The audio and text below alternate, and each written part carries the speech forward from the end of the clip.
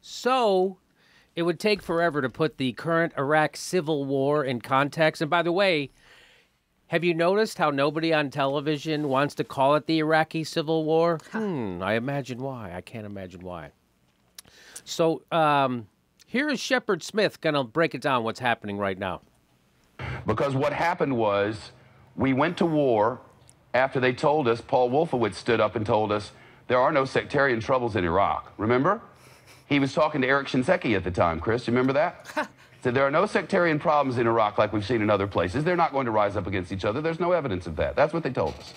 Then we went in there. We were there for 11 years. I like how he says it. He's saying it right to Chris Wallace. But if you notice, Chris Wallace is not acknowledging what he's saying. He's sitting there stone-faced. He's not saying, he's not going to go, yep, I agree with your assessment that the right wing was screwed up over. He's not going to, he won't even nod his head. Like, yes, I remember, I acknowledge. Right, Robert, right? What is going on with Shep Smith? Has he, like, gone completely off the reservation over there? Well, I think what I've heard is that a lot of people at Fox News think that Shep Smith is a Muslim because many occasions they've seen him with a beard. No one's going to do better than that. Let's move on. Okay, so here he is. He's got a little bit more to say. Then we drew down, as President Bush had set up a timeline, and President Obama got out. And when we drew down, we asked to keep some soldiers there. And Nouri al-Maliki said no to an agreement. Then we left. Their sectarian civil war began. And they're ringing us up on the phone asking us to come back because the 500,000 men we trained and equipped have melted away in the face of a few hundred insurgents. I just love the whole time he's saying this. They're showing a picture. If you have to look hard, but they have like a Chris Wallace on a video screen in the background, and it's like he's playing Make Me Laugh. Yes. And he's trying not to show an emotion in his face. He's trying to be steadfaced. He's not agreeing with what. So it's first of all, I didn't know that Chris Wallace needed to have Iraq explained to him by Shep Smith. It was nice to see him sit there and take it. Right? Go ahead, Frank. I think he might have thought he flashed that, like, maybe it was his father, Mike Wallace, berating him, you know. Yes. Probably had a very deep emotional feeling to it. So, but, there's two things worth noting here, Frank. First, that the Shiite-Sunni conflict in the region dates back to about the 7th century.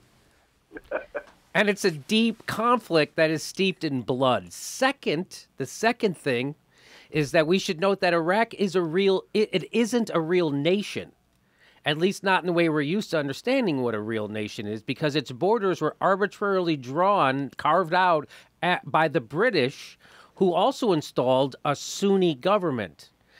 If the region were utterly left to its own devices, it would likely reform along ethnic lines, right? Which is what it's kind of doing right now. There's Sunnis, Shiites, and the Kurds, right? They're all splitting up.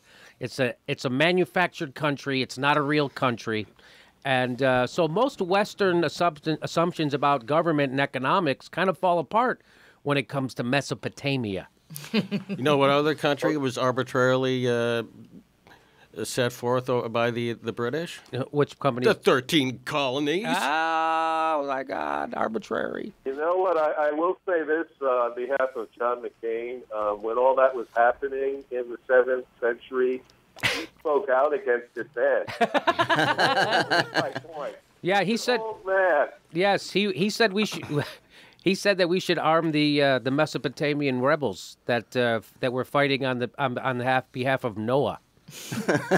He crashed 4 crank-driven velocipedes in those 7th century wars. He's not a young man, is the point. Yeah, and not a good pilot either. No. Not a good pilot. So we invaded that situation. We invaded that situation in the Middle East, which wasn't super smart. And so to say the results were not surprising would be a joke, right? Because the results have been completely predictable. What's happening in Iraq right now was not only completely predictable, it was predicted, okay? Everyone said this would happen. It was on the side of the box of war that we bought. It said contains, sectarian violence. Sectarian violence will erupt Civil war. If used in Iraq. And So you take a strong man out of that area, and it leaves a power vacuum. And what could go wrong, really? Arbitrarily install a Shiite government? No problem. That's not going to work. So what they have is a Shiite government, which is the majority. Iraq used to be run by the Sunnis, which was the minority.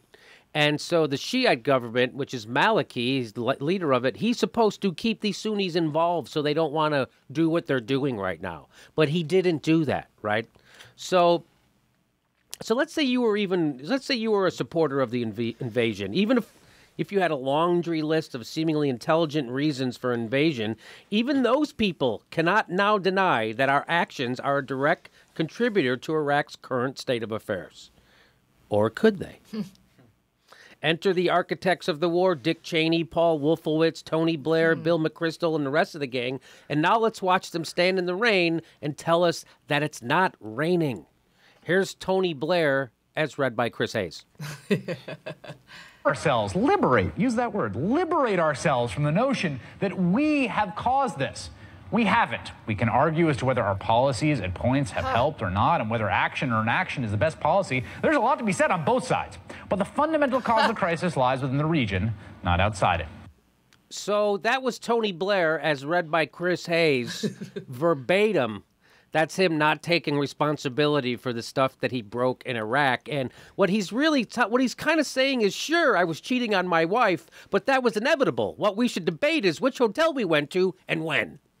That's kind of what his argument is. So let me explain something. If you have two sides that have been at each other's throats over 1,000 years, and someone builds a wall in between those two warring sides, well, the guy who decides to tear that wall down has to take at least a little responsibility when those two sides starts killing each other again. And here is Paul Wolfowitz, former Deputy Secretary of the Defense under George Walker Bush, and prime mover of the U.S. invasion in Iraq. He was the guy who said, among other things, that we would be greeted as liberators and that the Iraq war would, pay for itself. That's this guy. He said that.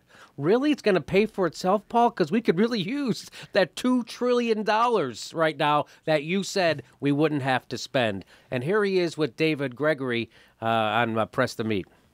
As part of the Bush administration, were you and others culpable of underestimating the level of sectarian violence, warfare in the country that creates the potential for this kind of terrorist state to develop today?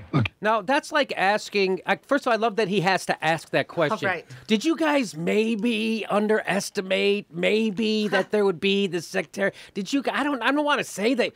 Is that not like asking, now, do you think maybe water's wet? Right. Maybe? Do you think, can you just state the fact first? Why does he have to act like everything is still up in the air? There is no discernible facts that we can pull out of this situation. Everything is still murky. He has to ask Paul Wolfowitz if he underestimated. Are you kidding me? Okay. Anything? Go ahead. Anybody wants to say anything? He doesn't want to offend Wolfowitz. Mr. Hitler, did you overreach a bit?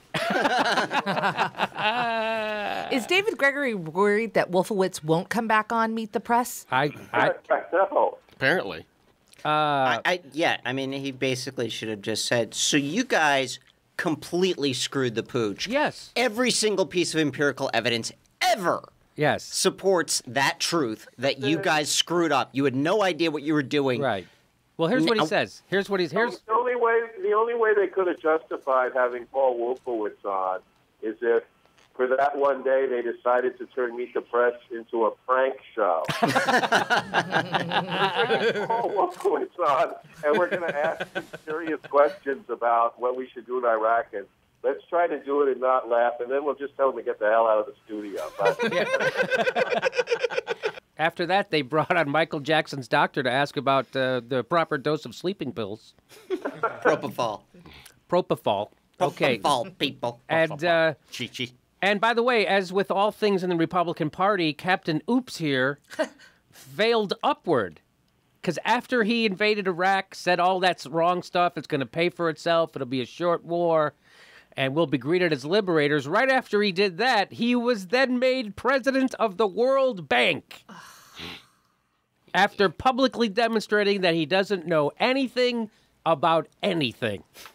They made him the president of the world, but definitely someone who's valuable, and we need to get his opinion on Press the Meat. Stat. And when he was made president of the World Bank, he said that he would be greeted as a great man, and everyone would get a free toaster, and it didn't turn out to be true. No.